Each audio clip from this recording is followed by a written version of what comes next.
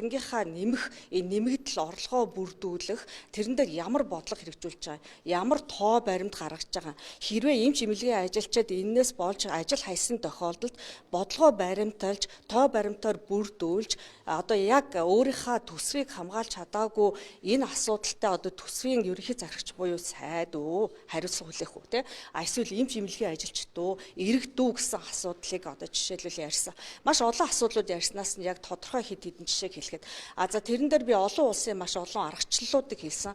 Тэр аргачлал тус бүрийг яг энэ төсвүүдэд одоо ирэмбэлж оруулж ирдэг. Ирэмбэлсэн тохиолдолд одоо ямарын төсөвлөөд ямарын явдаг вэ? Түүнээс одоо зөвхөн иргэдээс асуусан юм шиг болоод хөрөнгө оруулалтынхаа зарлагыг нэмэгдээд тэр нь үнэндээ зээлэр барилга байшин бариад явснараа харин ч урсгалын зардал нэмэгдээд харин ч ахаад сайлан тоног төхөөрөмж гэдэг чинь дараа жилдээ улам л нэмэгдэл болно. Гэтэл энэ эм чимэлгийн ажилчдын цалин нэмэх, burn out-ыг бууруулах, гутралаас багасгах, ачааллыг бууруулах гэдэг юм уу? Эсвэл энэ гадагшаа гараад байгаа энэ урсгалыг зогсоох гэх мэтлэн энэ бодлогын тоо баримтуудыг шаардсанд яг ерөөсөө санал хурааж явах явцад чин бүрэн сайд миний хажууд хурж ирж улсын хурлын гишүүний бүрийн эрхэд халдаж үг хэлэхэд минь эмэгтэй хүний хувьд гэж би бодож шууд дээрлэгсэн. Хохин шүү.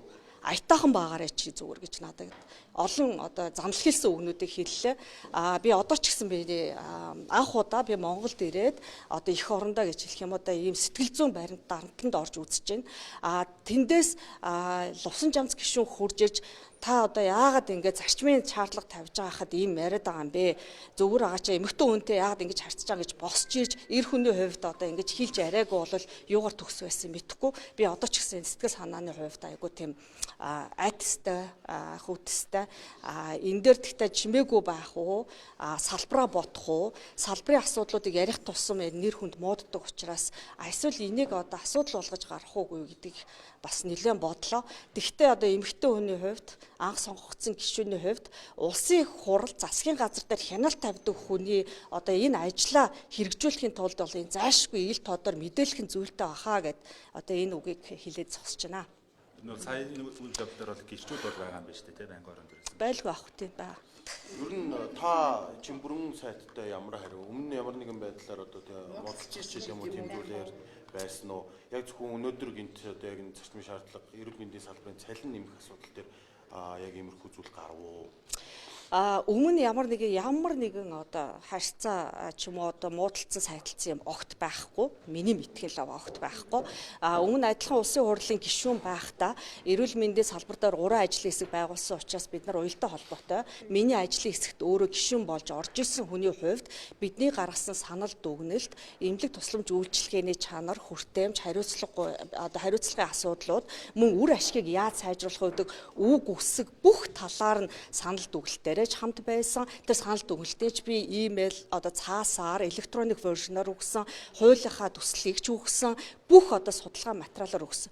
Тэрэн дээр ч гэсэн өөрөө одоо нэлээд олон үг үсэг бичиг санаа оноог нь ярьж хэлж явж байгаа. Ингээд хамтраад энэ салбарыг дээшлүүлэх энэ үүж ажиллагаа үр ашгийг сайжруулах юм дээр цэвэр явж ирсэн. Сая яг энэ өргөдлийн байнгын хороог яг арай хол суусан гишүүдээс нь хэрэгтлээд хуржээд энэ чи өөрөө гишүүн бахта ярьж исэн юм дээр яагаад зогсохгүй энэ шал өөр болчихоо. Яагаад ийм юм ярьж хэлвэ? Сайд болчхоор яхаар ингэдэм бэ гэсэн юм асуудлуудыг тал талаас надаас бүчиж аваад яг яасан ийсэн гэд хол сууж ирсэн сайн сонсог бах асууж ярьж л байна л да.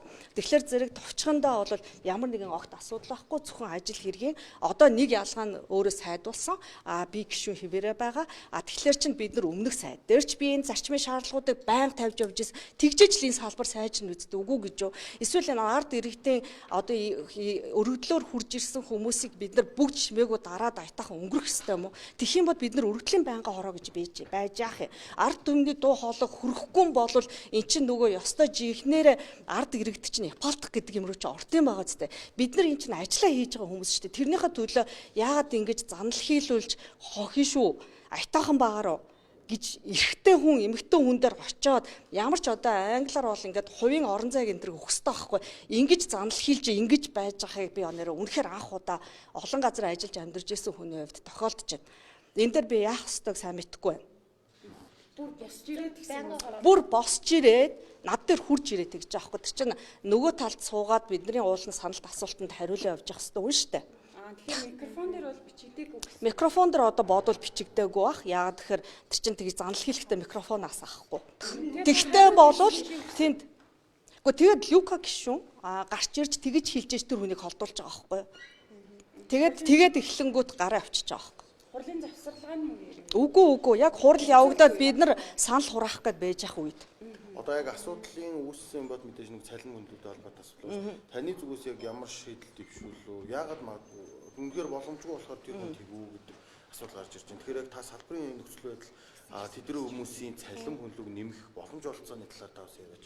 Тэг яг үнэ одоо энэ цалин мөнгө нэмэгдэх тал дээр ер нь гол санаа нь тэр байхгүй юу гэхээр одоо үр ашгийг сайжруулах асуудлыг ярьж байгаа байхгүй бид тэ тэр нь ч одоо төрийн өмчийн компаниуд гэж байна төрийн өмчийн үйлдвэрүүд гэж байна бид нар мөнгө төгрөгийг олоод хаана ямар мөнгө байгааг одоо янзлах засах боломжтой юмнууд харагдаж байгаа байхгүй энийг одоо гişүүд ч гэсэн ярьж байгаа тэ түүнээс ерөөсө болохгүй чадахгүй мэдхгүй гэд энэ асуудлыг огт гаргаж ирэхгүй гэдэг нь юу гэсэн үг хэрэг ч одоо эрүүл мэндийн яамчаас салбарын яам яг эмч эмнэлгийнхаа ажилчдыг одоо бүр ингээд бүгдийг сайн мэдж байгаа байхгүй мэдэх ёстой үстэй хэрвээ мэддэггүй бол одоо хамгийн бага цалин хийдийн хамгийн өндөр цалин хийдийн дундч нь хийдийн хувь хувьсгалдаа тэр нь ямар байгаа хөдөө орон нутагт энэ нь ямар байгаа те энийг яаж ирэх үү гэдэг их усүрийг гаргаж ээж тэр одоо ингээд олсон их усүрээрээ цалин мөнгийг нэмэх талаар огт одоо миний бодлоор ерөөсөө тийм бодлого гаргаж ирэхгүй байгаа байхгүй. Тэр бодлого гаргаж ирэхгүй байгаа гэдэг асуудал дээр л энэ дээр гарсан баг. Ер нь тэгж арих юм бол түрүүн асуусан асуултан дээр чинь тийм байсан ч гэсэн хурж ич шууд ингэж хүнийг ялангуяа эмэгтэй хүнийг гэж арихад тий халдшгүй байдалд улсын хурлын гишүүний бүрэн ирэх хилж арих ирэхэд халдаж хурж ич занал хийх тэр хүнд ирэх байна уу?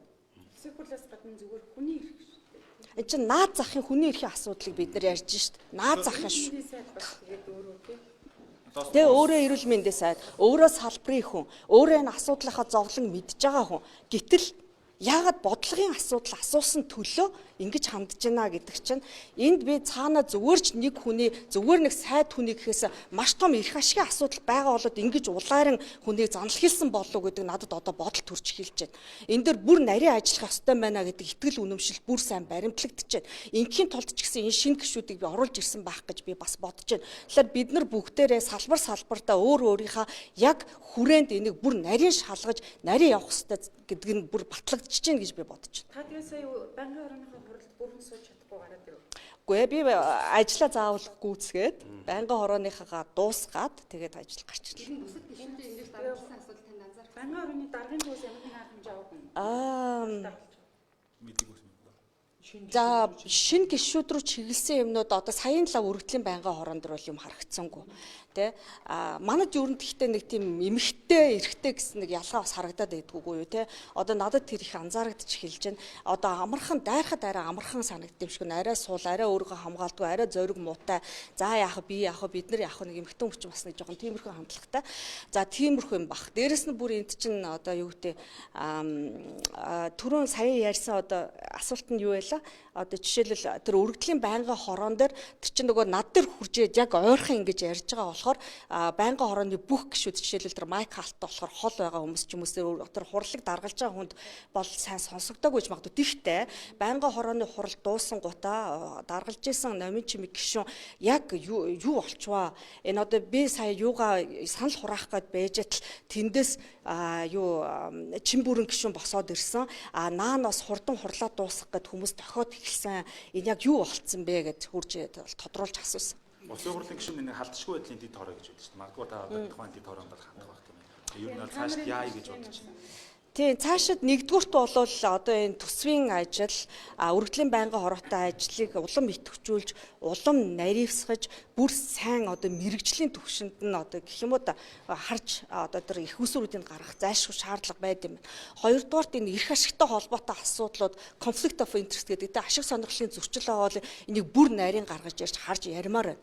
Гуравдугаарт ер нь хавдрын барилгатай холбоотой ч гэсэн надад маш олон одоо нөгөө нэг саналууд бас хүсэлтүүд орж ирээд байгаа. Эдгээр асуудлаар тусгайлан бас багдгүй ингээд мэрэгжлийн те хуульчдын, санхүүгийн эдгээр зэрэг асуудлууд бас яригдах ёстой байх. Яг уу том зургаараа бид нар энэ төсвийг одоо хилцээд дуусгаад үйл ажиллагаагаа чигдрүүлээд явах бол зайлшгүй шаардлагатай. Гэхдээ бид нар эхнээсээ зөв бодтой сайн явахгүй бол бид нар эргээл нөгөө 126 хулгайч бүгд ашиг сонирхолтой гэдэг ингээ яриагтаа явчихна. Яг хуучин шиг.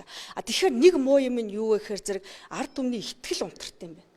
Итгэх хөнгөө болчтой. Бүгд тулгайчин бол биднэрт ямар ч нэмэр алга биш тэгээд те. Тэгэхээр чи сайн муу сар муур гэсэн огт тийм ялгаагүй болчдөг нь хамгийн амар үр дагавар үр ашиг гэж бодож байгаа хгүй би энэ дээр зайлшгүй их хэвээр ажлууд байгаа. Энэ дэр манай ер нь сэтгүүлчд ч гэсэн бас аягүй сайн итгэвтэй яваасаа хүмүүсийн дуу хоолойг сайн хүргээсэй гэж би бодож байна. Сэтгүүлчдэг ч гэсэн ингээд итгэдэг шүү дээ. Задлах юм шиг ядчих. Одоо тийм тэгвэл энийг ч гэсэн хилж явах хэрэгтэй байхгүй юу?